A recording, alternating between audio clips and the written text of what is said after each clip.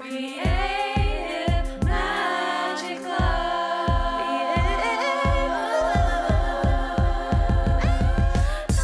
What's up? This is Sarah Mack and welcome to Creative Magic Club. Together, we'll discover inspirational stories of creative entrepreneurs living out their dreams, doing the work they are most passionate about, and building wealth in magical and fun ways. While building a six-figure income as a writer and coach, helping other women to launch their dream businesses, I've connected with so many incredible people and seen it proven again and again that you can thrive financially doing whatever it is you are passionate about. I am here to share life-changing strategies for mindset, making money, and reaching more people with your work in a business and life filled with creativity, freedom, and fun.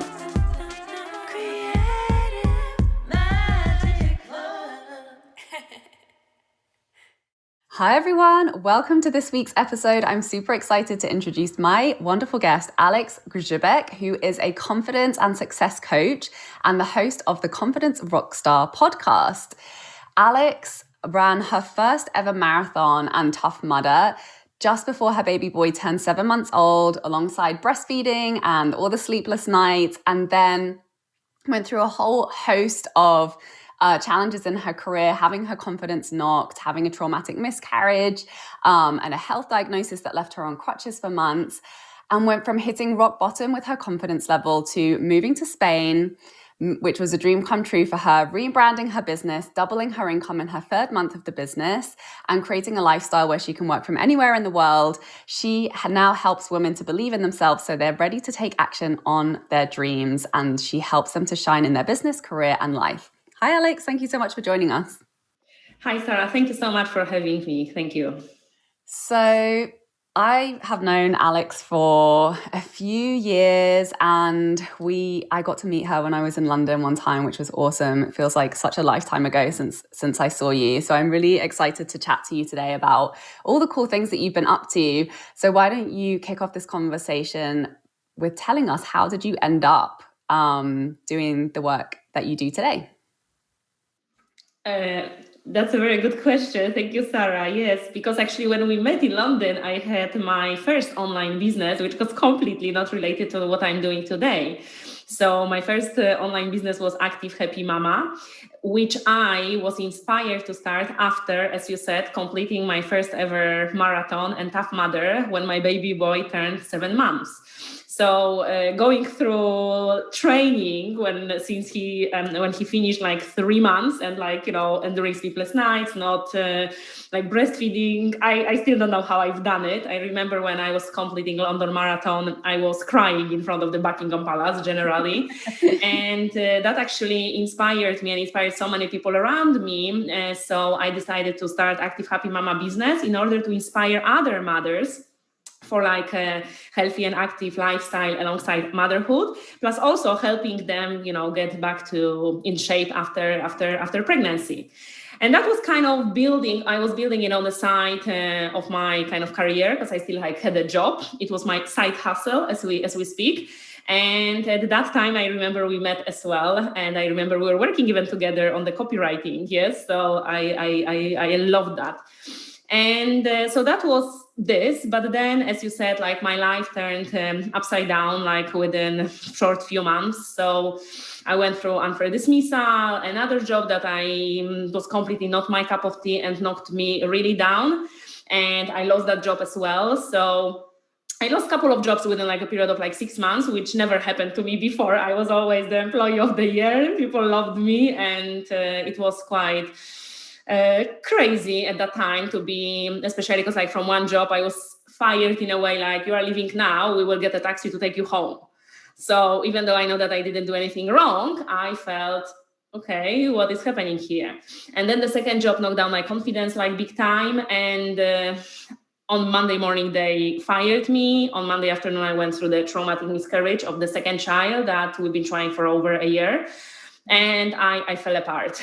So basically at that time, we decided with my husband to go back to Poland. Like we packed our 8 years of life in London, and he said, okay, you are not doing the business. You are not looking for a job. We need to put yourself together. Let's go back to Poland. So we went to Poland for like 6 months.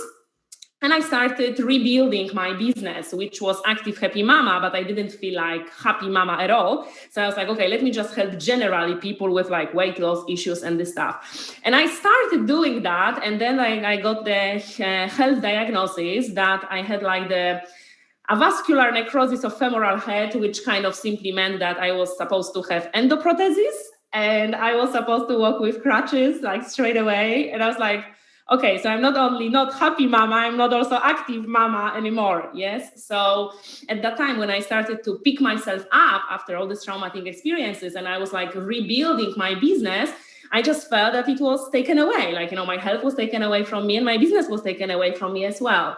And I really, really fell apart. And it didn't finish there, but let me just not say everything. But just cutting the long story short, when I was getting out of the hospital back in July 2019, I had no job, no business. My confidence was non-existent whatsoever. I had no income. And I was like, I give up. I surrender. I don't know, God, angels, universe, whoever up there, what you want from me, why you are giving me all these things. I just give up. But at that time, we had a dream like to move to Spain. And I actually knew that in order to move to Spain, I need to bring some kind of the income in order to pay the bills. So I actually started with like English conversations for Polish people. And I started like attracting clients to have English conversation, which was crazy at the moment because I've never finished English philology. I'm not the person who will prepare you for like Cambridge exams. I have no idea how to do it, but I've never advertised myself as I can. It was just conversations. And I started attracting a lot of clients. And then I started attracting people who were preparing for job interviews in English. And, clients started coming in pretty much from everywhere. And I was like, oh my God, I've never planned it. I never really wanted to. I mean, I've never thought about doing it. And it just kind of happened. So in the second month, actually that was July, I started. Then in September, I hit my income that I wanted. In October, I doubled that, which was like for me, oh my God, I don't know what's going on. Because before I was working so hard to take my business off the ground and it didn't really work as I wanted it. And here I didn't even plan it and it happened. And then last year during the pandemic, I really went all in. I was doing tons of webinars. I was working with individual clients. I created my digital products, my online course, all in this kind of job interviews things for like the Polish audience. And this is actually, what happened. And last year was the first full year in my business, and it exceeded my expectations like big time. However, at the moment, I'm ready for something different. I will tell you that in a second. Yeah. Amazing. I love this story on so many levels. First of all, I remember when you first told me your story about how you run your marathon and you saw your neighbor running outside of your window and you were kind of like, feeling a bit stuck and you were inspired by her and then you started running with her and then you ended up doing a marathon. And I remember you telling me that in completing that marathon, it was a real moment of recognition, how powerful you were when you really set your mind to something. That really stuck with me and like inspired me to semi-attempt to try running, but running is just not something I'm very good at. But I love the rest of your story because it just goes to show, first of all, when you're like, I'm going to do confidence coaching, the universe is going to put you to school and give you some challenges and be like, oh, you want to do confidence coaching? Let's see how she builds her confidence back up from this. And you know that everything that you've been through just it adds to your value as a coach because you really have been there. You really have been through it all and you've built yourself back up again from, those like rock bottom moments that happened for you. Plus, it's like, even when, for everyone out there who is maybe listening, who has a business and is like in doubt or feels like everything is lost or it's not working, to just trust that things can turn around so quickly and can just really start to work for you. And that there's always something that you have to give. There's always some type of value that you have to give that can, create the opportunity for you to help people, that can open you up to receive whatever it is, you desire for that next step. And it always leads on one step from the next. So I love this story so much. Thank you for sharing. And what is the kind of the key message that comes up for you over and over and over again that you've been learning through all of these phases of transformation that is like something you really wish more people knew? Like, what is your main message that you love to share with your clients? When I kind of started with this confidence coaching, I actually decided to go for this confidence coaching based on my experiences, because before I really felt that I was like a confident woman. I was going out there, I was quite an outgoing person, and everybody perceived me like that. However, after all of those challenges, they really knocked me down, and I really was hiding for a while. Well, first of all, I needed to give myself the time to, heal, to cry, to scream, to eat ice cream. Yes, I mean, that was the time to do that. But I really felt ashamed, even to admit that all these things happened to me, because I felt that people, I don't know, would judge me. Everybody always thought that, oh, she's such a strong superwoman. And, now I'm going to say, well, actually, it's not all rainbows and roses. And it took me a while to actually open up about it.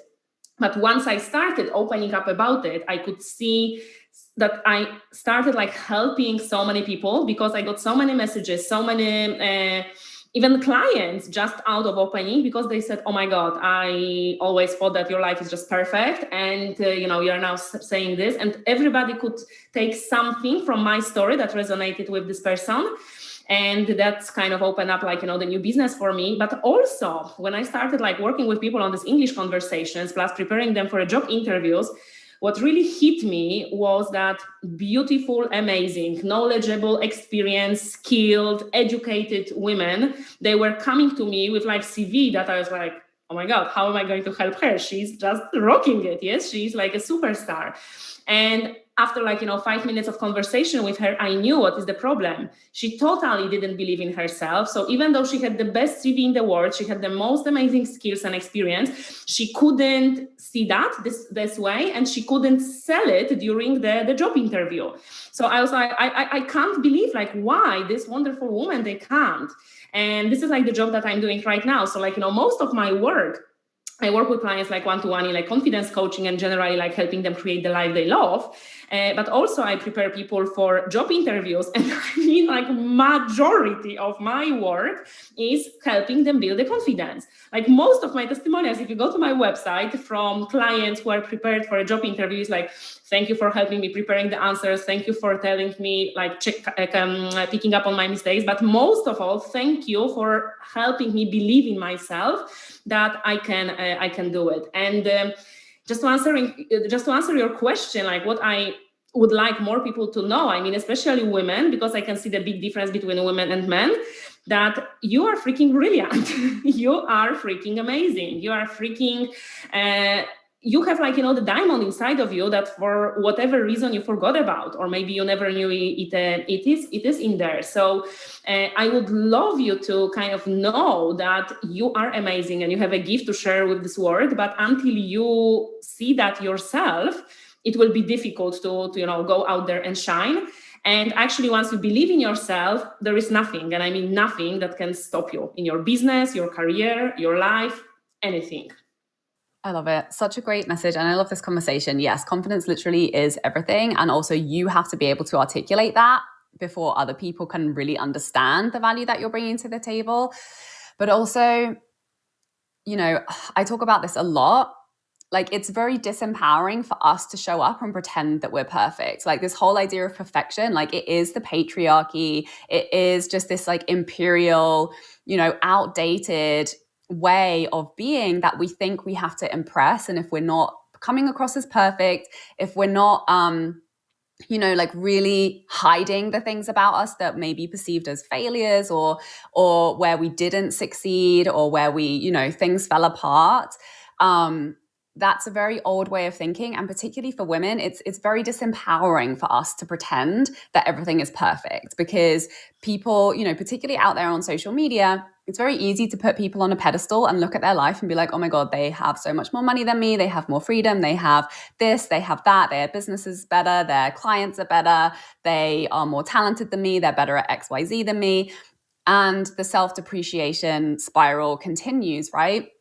But actually, like you say, and I've noticed this for myself too, in the spaces and the moments where I've been completely honest and been like, I'm having a total meltdown about this, or I'm feeling really lost about this, or I'm really struggling with this, those are the spaces where I can make those real, genuine human connections with people. And then people see that, oh, like she's a complete mess too. So if she can do it, I can do it. And then they believe that it's possible for them. And we're not in this illusion that we have to be perfect, or we have to not be human, or we have to completely, cut off and try to protect ourselves from the parts of life that just inevitably happen, right? Nobody lives a perfect life. Nobody only experiences happy, shiny emotions 100% of the time. So it's so important to have that conversation, and also that's the number one reason why people buy from you. And you've seen that, and I've seen that, because if people think that you're different to them, then they don't believe that whatever it is you're selling is possible for them. That's the number one reason why people don't buy. And it's really like in doing that, in sharing the things that maybe we do feel shame around on some level, recognizing that that's shame from an old system of conditioning, and in doing that and stepping out and doing that, which it is scary to be like, I'm lost, or like I'm struggling. We start to undo those really restrictive narratives of perfection that don't empower women, right? Like we don't have to be perfect. Like we are perfect in all of it, in all of the mess, and we don't have to hide the parts of ourselves that struggle. And I've really been thinking about this a lot. Like, for us to change the things that we don't like in the world that we live in, we have to be willing to feel the pain of the things that suck, right? Because if we don't feel that pain, then we're continuing to block it out. We're continuing to ignore it and to run away from it and to hide from it. And nothing changes when you ignore it and you avoid it. So thank you so much for sharing that.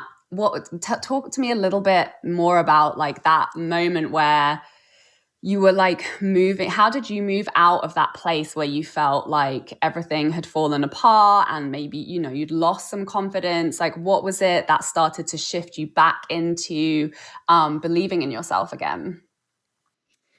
That's a very good question. I don't really know if it was just like one moment.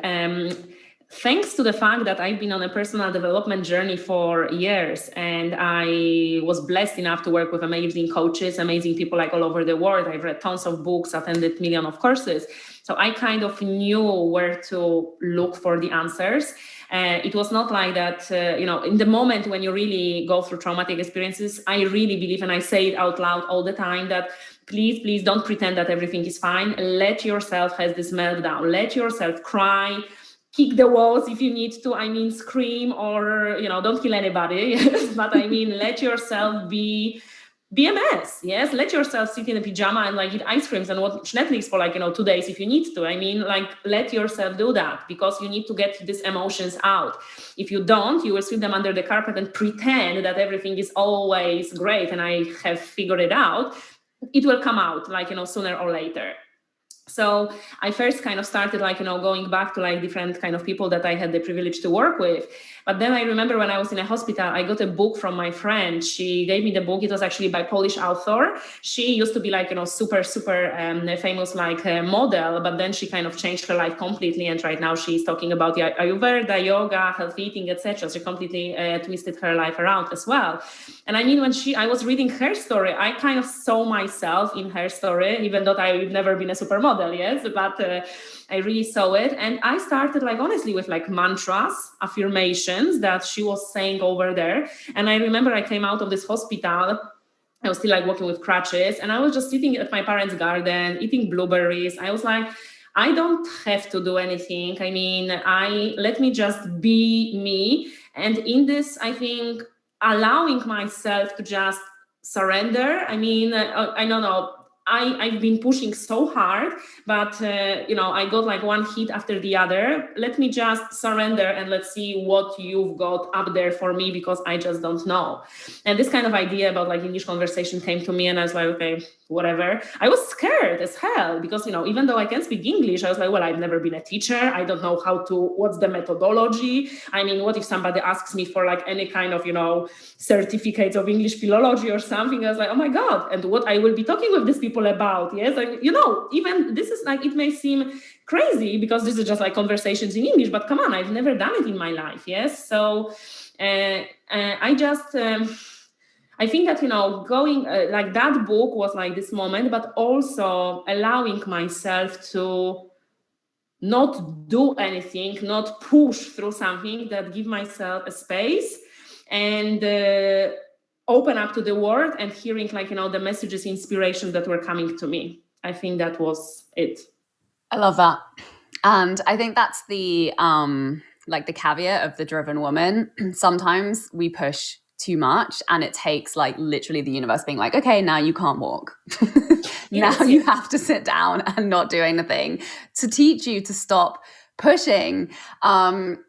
Yeah, I see this all the time. I went through the same thing with a burnout, and where I was, literally forced to like sit down and stare at the wall for hours on end because I literally couldn't do anything else. That was really a pivotal moment for me where I started to really listen to myself and get that clarity on what it was that was, that was trying to pull me in a different direction. And yeah, the other piece is this whole conversation around certifications. Again, that's the system that we're brought up in, right? It's like, well, you do your exams and then you get your grades and then you're good enough. And it's this whole system of external validation that really puts us in, it's very disempowering in the way that we, think we're trained to like get permission from somebody else before we go and do something, or before, if nobody else has validated our expertise, then, oh, well, then we must not have any value. We must not be good enough yet. And it holds so many women back. And, I really saw that for myself. I had a moment similar to that where I wanted to have my online business, and I was like, oh, I don't have any skills. I'm going to have to, study and learn all these new things. And it'll take me ages to get to that dream. And then, the breadcrumbs started to show up. I ended up working with a friend on her business, and then discovered I was good at copywriting, met some writers, and was like, oh, I never saw myself as a writer. I never saw myself as that was a valuable skill that I had, even though I'd been writing my entire life. It's crazy how you take things for granted and you don't see them. And then suddenly that one day when you have the shift in perspective, a business is born, and it's like your dream business. And I was helping clients, and yeah, I was figuring out as I went along, but I was able to help people create epic results. And that's all that matters, right? And I'm really glad I didn't wait and try and put myself through like a certification, or like sign up for a school, or wait for somebody else to like wave their magic wand and be like, now you're good enough. I saw the opportunity, and it came up, and things unfolded. And I'm a real believer in learning and getting better at your craft by helping people and getting paid in the process. And that it's really that mindset shift. And being willing to be scared and do something that you have doubt around. And it's normal to feel that when you've never done something before. But if we only ever did things that we felt certain around, well, life would be pretty darn boring. So I love that so much. And this is actually like very funny when you are saying that you kind of wanted to go through certification, etc. Yes, like I remember when I was at the university, I was going through like business English certificate, and my teacher said that it was a business certificate like level 1 and level 2. And she said, you are ready for level 2. And I went for level 2 and I failed. That was the first time ever in my life when I didn't pass any exam. That was my trauma, because I always passed everything. And I was going with my friends and everybody passed and I didn't. I was like, holy moly, like how this could happen. And so I failed. I don't have this certificate, but now I'm teaching like people like English. And then I was like kicked out from like 2 jobs within the period of like 6 months, and I help people get the dream jobs and they land the dream jobs. Yes, I mean, this is like how ridiculous it may seem from the outside. Yeah. And I talk about this with my partner all the time because he's training as a doctor, and part of that career path is taking these insane like 8-hour exams where they have to remember like every single detail about the human anatomy and biology and all of this stuff. And it's like taking an exam and passing an exam is a completely different skill set to just doing the work. Exactly. And it's like, it takes a lot of your time and energy to be, like cramming, memorizing, being able to answer questions quickly, being able to focus for extended periods of time. Like that's a very unique skill set that really does take time to be able to build. And it's like, well, if you just put that time into being good at the thing that you actually want to be doing, like, isn't that better for everybody? So yeah. Exactly. So talk to me a little bit about like I'm always interested in hearing from entrepreneurs who are also mothers, and what are some of your tips for navigating that and going through this this entrepreneurial journey, and staying committed to your vision and showing up and creating the business that gives you the life that you want while navigating being a mother. Like, what have been some of the challenges around that? What have been some of the lessons that you've learned that have allowed you to do that? Oh my God, this is like an amazing question for another episode, I think, actually. We can talk for an hour about it, yeah. But no, I would say like, a couple of things. Like, first of all, becoming a mother doesn't mean that you stop being a woman. It doesn't stop you having like the dreams, desires, interests that you had like, before having a child. And I see that over and over again. I remember when I started my Active Happy Mama business, I was working with women on that, they sacrificed like everything. I mean, they were not allowed to even read a book because the baby required attention. And I get that, because baby requires attention, some more than others. But I mean, you are still the same woman who had like some passions, interests, hobbies, or whatever that you had like before. So when many people kind of ask me like, why did you run a marathon and like, tough mother when your baby was 7 months? I mean, are you nuts? Yes, probably I am. But I've always been very active. Like, since I was a child, I was dancing, I was a fitness instructor later. And I've always had a lot of things going on in my life. And when my child was born, with all the love I had for him, I was like, breastfeeding, nappy changing, going for a walk, breastfeeding, nappy changing, ironing, breastfeeding, nappy changing. I was like, what the hell? I mean, is this supposed to be my life? I mean, like, well, come on, I love you, my little one, but come on. I was going crazy. Yes, and at that time I was like living in London. My husband was working crazy hours in like hospitality. He didn't have his own business. My parents, they came for like 2 weeks, but after 2 weeks they were gone. And I was like, what is going on? I was going crazy. I'm telling you, I was going crazy. So paradoxically, when I started training and I was going like, to the gym to push tires and, playing with the ropes or whatever to prepare for the staff mother, and I was running, even though I was exhausted because my child didn't want to sleep during the night, I was really, really exhausted. Even though I was exhausted, after every single training, I was coming back as a better mother, better wife, better person, and it was my time. Yes. So I always say that to women, like, please don't forget that you are still the same woman as you were before you were a child. So if you had like your passion, your talent, there are so many ways that you can still do them. Maybe not like all day long, but find this time, like schedule this. Yes. So this is number one thing. And number two, I would say ask for support. Yes, ask for support. Because, for example, when I was training for my marathon, we were living with my husband and my brother-in-law at that time. They were working different shifts. So honestly, every Sunday we had like, a schedule. I mean, who is looking after the child when I was running? Because later when he was 6 months, I was running with the buggy, but before I couldn't. Because it was not allowed in the buggy, I don't know, whatever. And it was like a schedule, yes. And when you ask people to help you, when something is important for you, they will do that. This is like exactly the same right now, yes. We live in Spain. We also don't have any grandparents. It's been a lockdown last year when we had our child not in the kindergarten. My husband works from home. I work from home. My husband trains for the triathlon, so he trains like twice a day, which is crazy. And we needed to make a system in order to make it work. And, last year during the pandemic, I honestly expanded my business so much. And I don't know, it worked. But this is like to talk out loud what is important for you. Speak with people that you share your life with, whether it's your husband, your partner, your, family members that can help you out. And they will help you as like with your children. But if you don't ask, they don't know you need help. Yes. Amazing. So Yeah. ask for help. Yeah, such important wisdom. Thank you so much for sharing all of your inspirational stories with us today. And where can people find out more about your work?